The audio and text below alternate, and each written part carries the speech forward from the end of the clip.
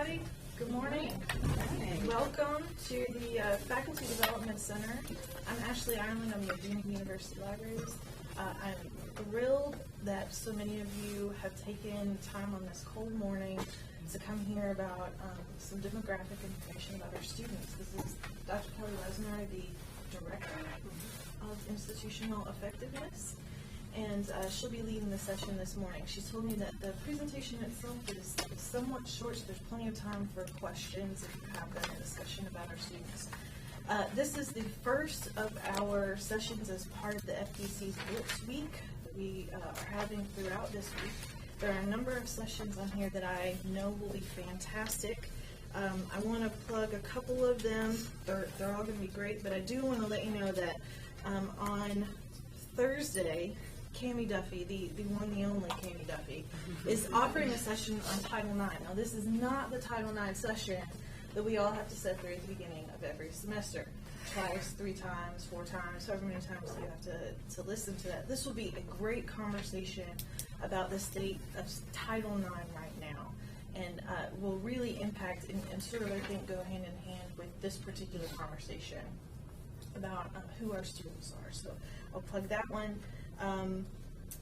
Let's see, on, I just found it, on Wednesday at 1 o'clock in the stables, there will be a panel discussion with Dr. Davies, Dr. Steve Cobb, Dr. Dina Byers, and Fred Dietz about performance funding and how it will impact below the upper echelon of the institution, how it will start to filter down and what we know at this point. I think it'll be a really important conversation that we'll have given the political state we're facing right now.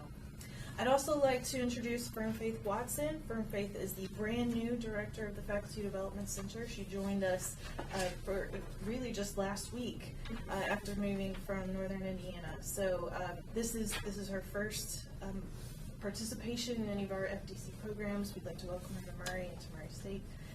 And without any further ado, let's turn it over to Kelly. Thanks. Good morning. Good morning. Can you guys all hear me in the back? If I start to fade, wave, make sure that I get loud again. This is actually about our new students, the ones that just started this fall.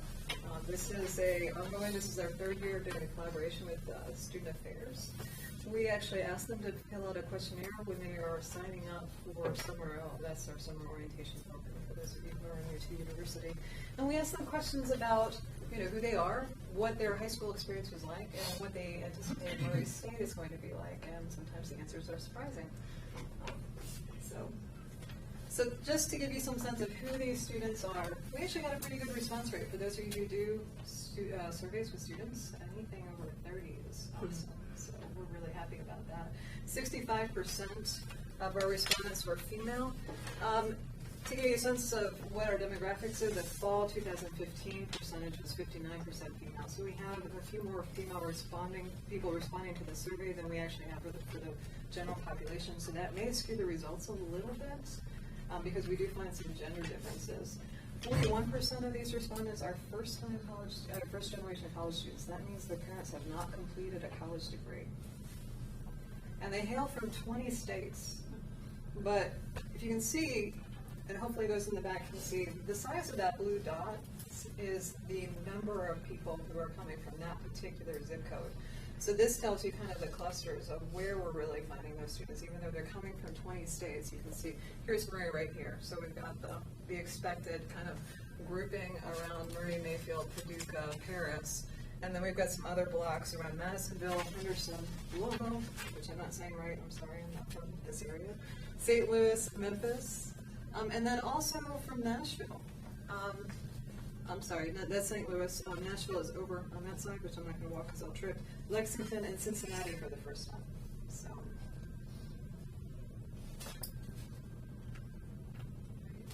and more demographic information. This is the first year we've had those different, the more stringent acceptance requirements for a higher ACT cut score, and we're actually seeing a difference. This is the first time we've had the same average for the ACT score for male and female. Normally the females' average ACT score for the composite is much higher than the males, but we're actually seeing it actually being the same. The range for males, of course, is larger. as you can see here. And we are seeing fairly standard, this is what we're seeing nationally. Female students tend to score better on the English ACT sub-score. Our male students tend to score better on the math ACT sub-score. And the reading, there's only a half-point difference. So again, this is an improvement from last year. Huge improvement from last year. All right. We use those ACT sub-scores. Kentucky law requires that students who have below a certain level on the English, math, and reading sub-scores are required to take remedial courses. This is the remediation. And so this Venn diagram actually shows you that the size of the circle tells you the proportion of students who have that remediation requirement. So you can tell our largest circle is math. We have more students who need remediation in math than in any other subject, and our smallest is English. Although the English has the biggest impact.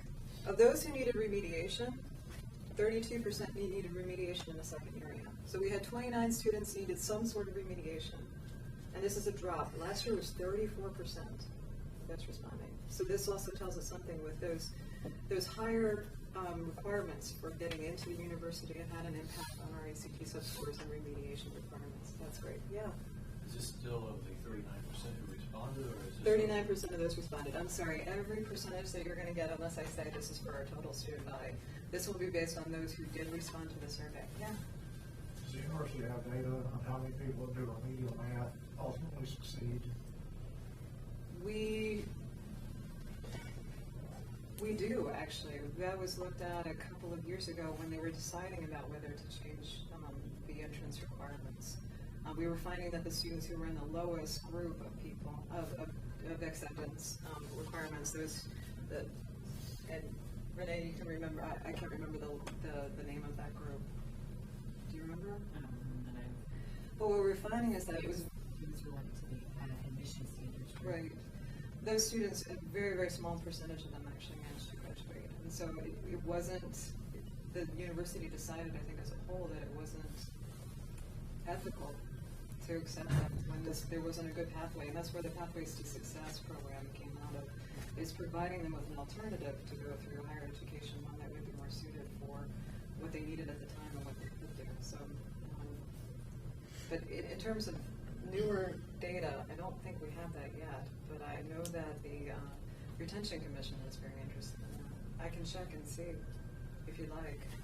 One of the things that I can do, if you guys have questions that I can't answer or I can't answer accurately and I'd like to double check the data, what I can do is email all of you with the question and the answer. Would that work? You just have to give me a chance to actually write the questions down, so I remember to do that. Let me get lights down. So the question was, of those who had math remediation, how many actually go on to graduate? The reason I asked is because we're considering changing our admissions requirements for our program, and I just wonder how many people come in and want to major in our program that start remedial math.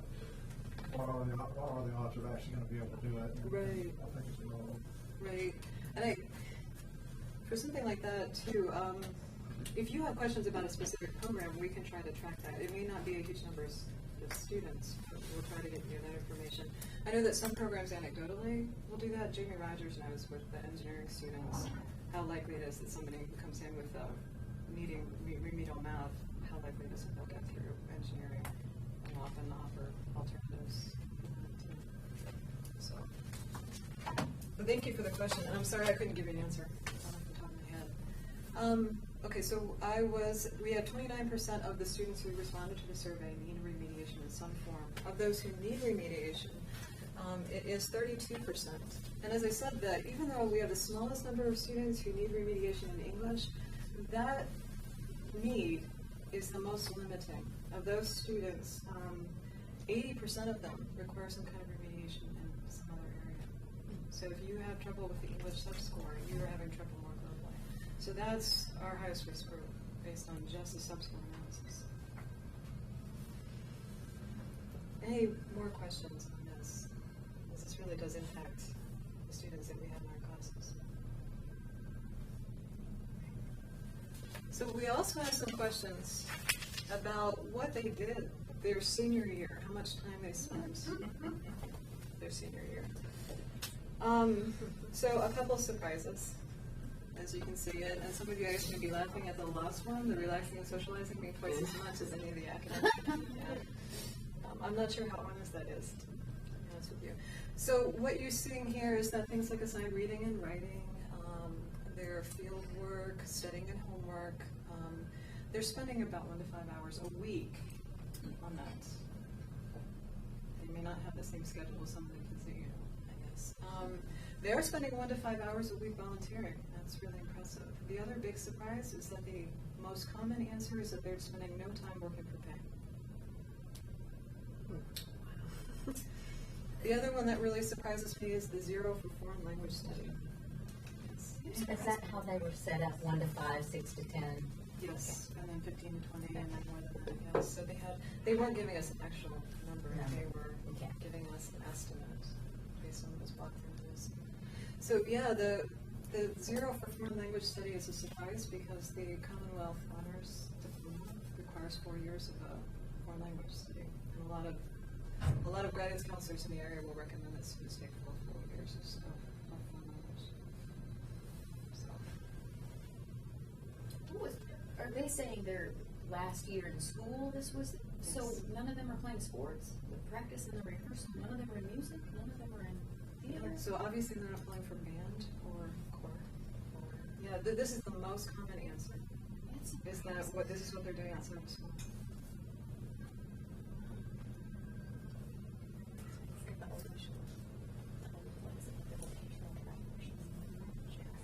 All right. So we also asked them about what type of behavior they were engaging in that would help them or not help them with their classwork. So the type of behavior that maybe are habits for school. So you can see that they're being honest. The possible answers, of course, went from never all the way up to very often. And what they're saying is that for most of these, which are positive behaviors, they are saying they engage in the month. They employ revision. That's good. They review their class notes. They summarize tests, their discussion. They can consider alternative perspectives, and they can also evaluate their own arguments. And as you can see, too, we included both quantitative and verbal skills in here. That top one, they were honest. Sometimes they went to class without actually thinking about it. We didn't include any kind of scale in here that looked at what's called social desirability, whether they were giving us the answers they thought we wanted. We also have no control over whether their parents filled out the survey for them, if their parents were the ones signing it off for somewhere else. So we did make the assumption that these were students responding, and this gives us some hope that these were students being honest about the fact that they sometimes didn't do their work. So. All right, we also asked them, too, why did they pick Murray State? 78% of them said that this Murray State was their first choice, which is great.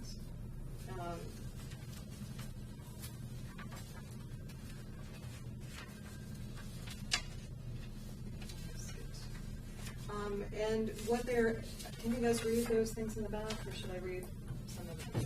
The text is a little small. The first ones are, offers the degree I want, I'm comfortable with the size of the campus and classes, it's affordable, I was accepted, academic excellence, I feel like I belong on campus, close to home, provided scholarship or other financial assistance, my friends are attending, it was away from home, offers the extracurricular activities I'm interested in, a family member has attended, and I am able to transfer classes. Okay. The top 5 are the same top 5 that we've seen the last 3 years, but the order shifts. This year, offers the degree I want was the top choice. Last year it was affordable. So we see those differences. We do have students who will say that it is both close to home and away from home. That I guess it's a comfortable distance. They can go home when they want, but they don't feel like they have to go home every weekend.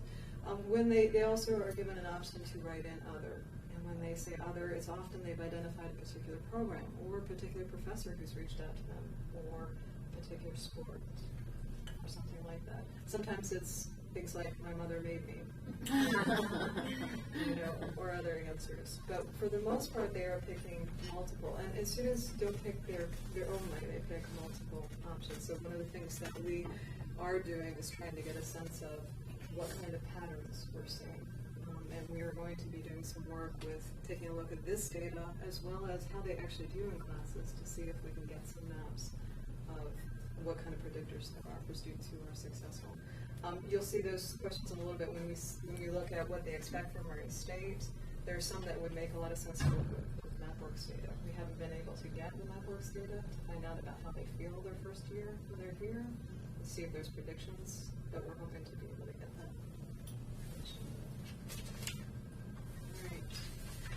All right. A lot of these students had already declared majors or said that they were planning to declare majors. So of those who responded to the survey, we had 109 different majors identified, but our largest group was, of course, undeclared. We comprised 19% of this sample. You can see, and maybe it's not unexpected, that STEM and STEM-H were a significant number of those who had already declared majors. And this gives you a sense of our top selections. There's, of course, undeclared, and then nursing, animal tech, biology, psychology, agribusiness, elementary ed, art, and music education instrumental. Just to give you a sense, last year the degrees conferred, the largest groups that we had were the BIS degree, which of course wouldn't show up here. Those students don't usually go through some of them. Nursing, and then vet tech, business administration, and elementary ed. So there's a fair amount of change from when they come into, or at least there was for that earlier set. Those group of students who graduated last year did not go through this, they did not complete this questionnaire. So it's not exactly fair to try to compare them to, but if we get a sense, the ones that I just read off for you, those tend to be our more popular graduation degrees. Okay. We asked them a set of questions too about what they anticipate at Murray State when they get here. Of course, this is before they come on campus. And you notice these are the same questions that we asked about how they spent their senior year. So the good news, for those of you, is that they are doubling the amount of time I think they have to spend out of class for writing and reading, doing their work, studying, and other things. They are still committed to relaxing and socializing. They are still committed to volunteering. That's really impressive. They still think that they're going to be able to spend 1 to 5 hours a week volunteering. That's admirable. Again, some surprises. 0 in foreign language study. Apparently, none of them are planning a Bachelor of Arts degree. Or they don't know that a BA requires foreign language, or that the foreign language classes require a fair amount of work outside of class. Which is really useful for those of you who might be advising or talking to students before they come. Working for pay, that's a big jump. That one's different. Previous years, it had only gone up to about 6 to 10 hours a week. The 11 to 15 is going to tie in with something that you're going to see a little bit later about what they're most concerned about, which is paying for school. So, but that marks a big difference. They're expecting to work a lot more than they ever worked in high school, or at least the most common answer. So no other changes in terms of extracurricular activities. All those numbers were otherwise the same. We also asked them some of those academic behavior questions, the things that you'd want, for the most part, to see them do. And the good news is that you're seeing a little bit more than just sometimes. You're seeing more often and very often. They are planning to actually review their work, which is great. The first 2 are more individual behaviors, and then the next 8 really are working with others. And then these last 2, of course, are the ones that are not positive behaviors. But for these other ones, you're going to see that often or sometimes they are planning to do it. The good news for those of you who are teaching first-year students, or will get them next year, is that these students solemnly swear that they will never show up to class without having done the work, and that they won't skip your class. In fact, 70% that say they will never show up without doing the work, and 85% will never cut your class. How many of you are actually teaching first-year students this year? Is that the case? Sorry, or maybe they were the ones who did not.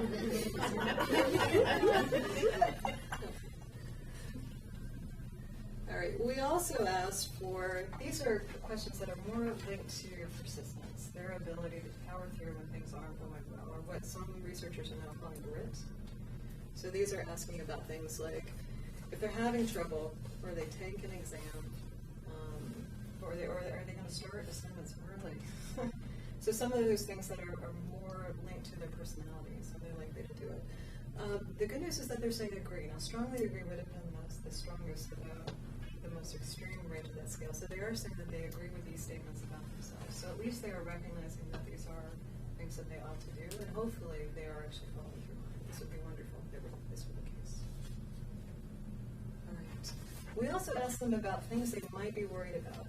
To get a couple of things. One is, do we have the things in place to help them with this first year? Also, do they have a reasonable sense of what college is going to be like? Remember that 41% of them are first-generation college students. They don't necessarily have anybody at home who's been through this to know. So what you're seeing here is that the top 4 are academic. And notice that, speaking in front of the class, like what I'm doing right now, is very challenging for them. So we do have a lot of students here at least acknowledging that oral communication is not necessarily easy. The second 2 are kind of getting help with coursework, interacting with faculty, a little challenging. So these are more social aspects that are related to their academic success. And then, with the exception of paying for college expenses, the last 4 are really almost purely social. Notice that they are not worried about being homesick, about having problems with their roommates, about making friends or getting involved. They are very worried, though, about paying for school. Even though Marie Status is one of the best values in Kentucky. We have one of the lowest tuitions with the best academic excellence. So, but this is what they're anticipating. All right, so based on that, we also asked them about how successful they thought they would be. 96% expect that they will get A's and B's this year. So hopefully that mirrors how they're doing in your classes. 96 do expect to graduate from Murray State. That's good in both that they're not anticipating a transfer, and they are anticipating and actually completing. That's wonderful. 77% expect to get out of here within 4.5 years. And 96 think that they'll get out in 5.5 years or later. But that last bullet on there is to give you some context. Right? For the national average for schools like ours is that only 58% will graduate in 6 years. Okay. Our graduation rate last year was 48.5%. Okay, so there is a significant gap between their expectations and what is likely to happen. So, and that is the end of the presentation in terms of the demographics. These were kind of the highlights for that. Yeah. Can we do something, can we do this survey in their freshman transitions class so we get more than 39%, then we could make some better decisions? We could, and since the students actually do give us their names, we could make sure that we can pull out duplicates. So, but yeah, that would be great. I don't know how packed the transition classes are. I've never taught one, so, and I don't know if are you guys still working on a common syllabus? We're trying. Okay. We may have some new questions. Right. Different people in place. Our participation rate has dropped. The first year we did this, it was in the high 50s. So I'm not quite sure why it's dropped, but we can try to look at increasing it. 39% is still pretty good, but yeah, we don't make it a requirement. And I'm sorry, I think there were other questions. Yeah. Kelly, what again was the survey administered? It was done through Summer O. When they registered for Summer O, they were given a link to it's an online survey that they do. It's just based on Google Forms, so I get to see it update as it goes. And we sent out, I think, I didn't send out, Student Affairs sent out at least one reminder to those who did it. And that must have worked because I got a huge number of duplicates. People who were conscientious and filled it out the first time, went back and filled it out again, and they got the reminder email. Well, speaking of, I teach the ESS 130 class, which is Student Success Strategies class. And I noticed that when I had such a broad amount of students that came to Murray without expectations of what I'm going to do or how different this class is from kind of my senior year in high school or different college altogether, is very different altogether. So I do believe that it's very, very close to what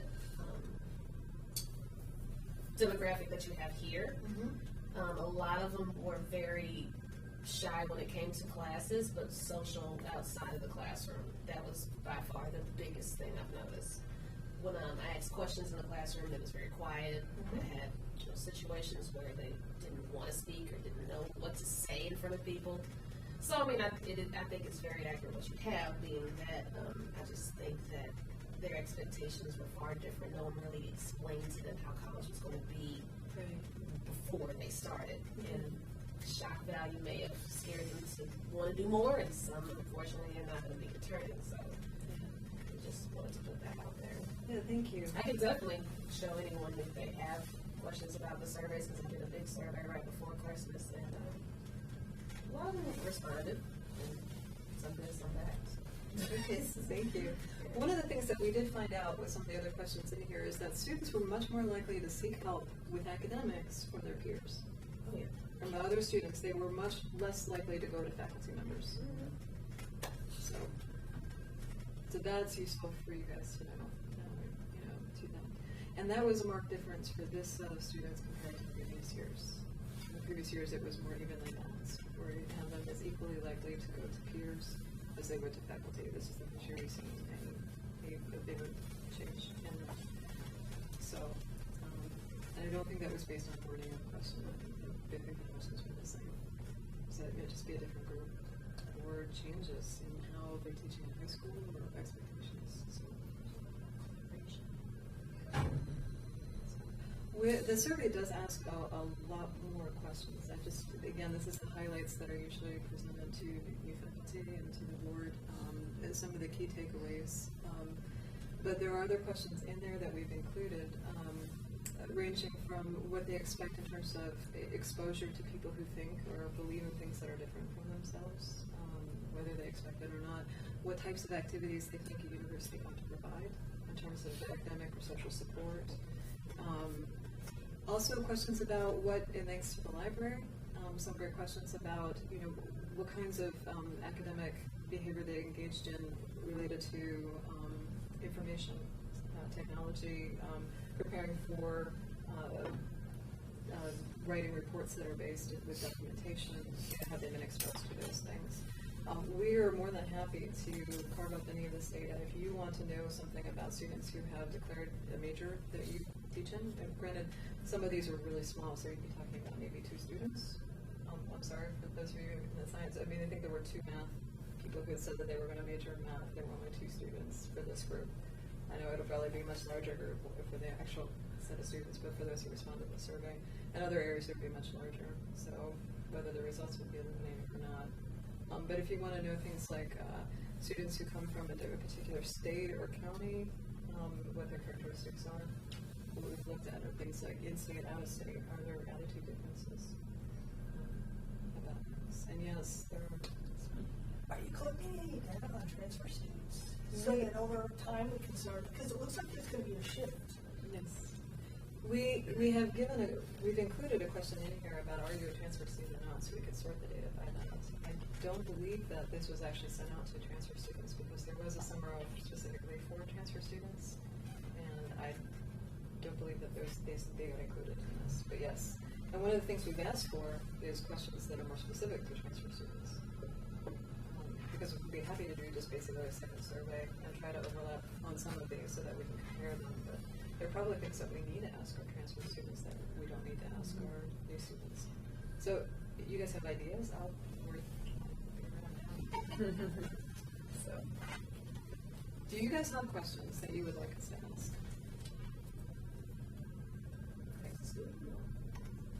Incoming students. Are there things that you think we should be asking? Do you ask them how they are paying for college? No, we don't ask them. Because what I noticed there is you've got a group of students who've never worked before, or at least aren't currently, and then they're going to come into a situation they're not familiar with and expect to triple the amount of work for pay they're doing. Right. That to me shows a huge gap in the reality of what they think is about to come. Yeah, and that's that goes to speak to their preparation to be successful. I know that was a question that we included. Every 3 years, the state requires us to, the Kentucky public universities, we have to do the NESE as a consortium, which means that they compare our scores, and we included consortium questions, and one of them was, how are you paying for school? So we do have that information from about 2 years ago, and that would be our first year students and our seniors. So if you're curious about that, I can send that information. And just to build on what Carrie said, because I thought the same thing. It was interesting that they went from not working in high school and then anticipating I think up to 15 hours. Yeah. And then one of the questions too, they listed paying college expenses. Their perception is that'll be very challenging Right. too. Yes, and that has been the only question that they have answered very challenging. It's the most common answer for the last 3 years. Is that the thing that they're anticipating the most concerns about is paying for school. But yeah, it is a big jump, and we have to assume that that's why they're expecting more. We could ask how they expect to pay for college. We could include how many of them anticipate federal financial aid where they have a work study. So that might be what they're considering the work, is that they're actually going to have to put in work study hours, or that they're going to get a part-time job, or a full-time job. We do have some who anticipate working 40 hours a week about a first-year student. Not as many, yes. Thanks for sharing your research. Oh, thank you. Yeah, the number that you have 625, is that what you had? Okay, my dissertation, I had 624 students. Okay. One of the questions I asked these students, but they had more university experience, and I asked them, what would you like your instructors to do to help you learn? Oh, okay, great. And it would be interesting to see what the students that are just coming in are saying, because I have the data for students that have much university experience, so it would be good to, because they have different experience from where they're coming and may have different expectations. So. Yeah, no, that would be And great. that way, Yeah, thanks. Yes. I'd like to see a question about whether or not they ask their parents for advice as well, even about academics, or maybe somebody else outside the university, whether they expect that, whether they, I mean, that kind of support system. Yeah, I mean, because a lot of times I'm starting to see students say, I'm coming to see you. Oh, great, what do you want to talk about? My mom said I had to come see you. Okay, what did she say you didn't talk to you? You know, but she said, I mean, finally somebody they trust say, you got to talk to the professor about that. Right. And then they finally come in. Well, that's good, and I think that goes along with MapWorks has that parent referral option now too. Yeah, we did ask them a question about who do they think is responsible for their academic success, and we gave them, pick all options that apply, and almost all of them included themselves, but a lot of them included multiple other people. Faculty actually were the ones that they expected the most, who were more responsible than they were for their academic success. I would be interested in seeing if, we can do a situation or scenario thing. Say your scenario is you have the flu. What would you do? Okay. Would you,